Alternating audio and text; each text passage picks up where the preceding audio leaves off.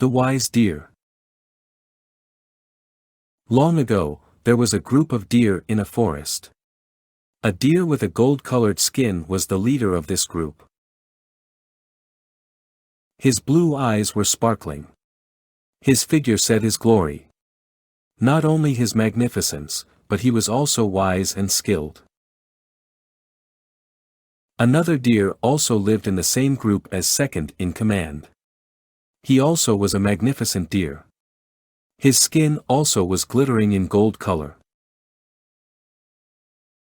The king who ruled this area was eager to eat venison. He always wanted to eat deer meat for every meal. So he went for hunting always. He joined his people as well for his hunting. However, the people disliked this activity of hunting. They couldn't go to their jobs because they had to join the king's hunt. One day people got together and talked about how to fix this problem. They said they would enrich the king's garden with enough food and water for deer first. Then people went to the forest and enclosed the area where the group of deer were staying. After seeing the herd, they started making loud noises by hitting the trees and rocks, with wood sticks, hitting metal plates together and screaming loudly. All the deer got scared and ran everywhere. After that the people took them to the king's garden and blocked the way out. The people went to see the king and asked him to listen to what they were saying, calling him, "My lord. We can't go hunting every day. If we do that, we can't do our work. Then we couldn't give our families enough food. We took all the deer from the forest and put them in your garden. There is plenty of food and water available over there. No need to hunt anymore. If you want to eat meat, you can go to the garden and hunt a deer easily anytime." After that they went back home. After hearing from the people, the king went to his garden to see what they were talking about. The garden is full of deer. The king was very pleased. The king saw both the leaders with gold-colored skin. And he appreciated their magnificent look and glory. The king ordered that no one should harm to the deer leaders by any means. Both of deer leaders got life assurance. After that, the king or his cook could go to the garden and hunt a deer with a bow and arrow to get meat. The deer got scared when they saw the bow and arrows and ran for their safety. Many deer were hurt while running. Some deer were hurt by the arrows. At this time, some deer may die for no reason. Hunting one deer caused more deer to get hurt. Other deer from the group told the leaders about the problem. The leaders came to an agreement and informed the rest of the deer. "Now we are all going to die. All must die one day. We won't be able to stop this.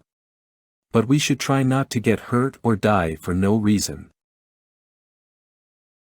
So, we suggest sending a deer to the royal kitchen every day.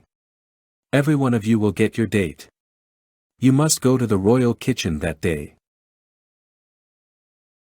Because the problem was fixed, all the deer agreed to follow the new direction. After that, the chosen deer for the day went to the royal kitchen and waited for the chef to arrive. The cook caught and killed a deer that wandered into the kitchen without much trouble. One day, a mommy deer got her turn. She was shocked. She wasn't scared of dying, but she wanted to stay alive until her baby was born. So she spoke to the second in command and asked him to protect her until she had her baby. But the second in command would not like to give her turn to another deer. So he said no. Next time the lady deer went directly to the leader and told him what brought her here. After listening to the lady deer, the leader told her to leave and stay without fear. "I will do the needful to save you and your baby." The leader thought of this. But he could not give this turn to another deer. So, he went to the royal kitchen himself and wait for the death. The royal chef came to the kitchen as usual and looked forward the deer who has come for death. He saw the deer that had been protected by the king came into the kitchen. He immediately informed this to the king. The king got into a royal cart and came to the place soon. He went to the leader deer and asked the deer, "My dear friend, you know that I have given my protection to you. Then what reason brought you here?" The leader deer said, "My lord, it is correct that you gave me your protection. But today, a pregnant lady deer came to me for switching her turn to another deer until her baby is born. I couldn't tell anyone to take her turn and go to death. So I gave my life to the pregnant lady deer and took her turn. That's why I'm here." The king said, "My dear friend, I have never met anyone as loving and kind as you, even among humans. You made me happy about that matter. So I protect you and the lady deer with my order." "That's fantastic, your highness. Your kindness gave me and a lady deer a chance. But sir, what will happen to the other deer in the garden?" "I give my protection to all deer in the garden, my friend." "Thank you, my lord. All deer in the garden got your protection. What about the other deer in the forest?" "I will protect all the deer in the forest too." "My lord, all the deer got your protection. But still other four-legged animals are in danger." "I promise to keep all animals with 4 legs safe." "What about the animals living in the water, my lord?" "I protect all the creatures that live in the water." "Sir, I hope you'll protect the animals that live in the sky too. I have to protect them too. And I am very proud of how smart you are. I promise to keep everyone safe in my neighborhood." So, the deer leader made sure all the animals could survive. He thanked the king for being nice and kind. The herd of deer spent more 2-3 days in the king's garden and after that went to their old place to live.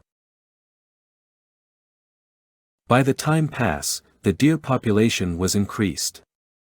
And they came to eat plants in citizens' farms. The citizens were helpless in protecting their farms as they could not harm the deer with the king's order. So they came to the castle and complained their problem to the king.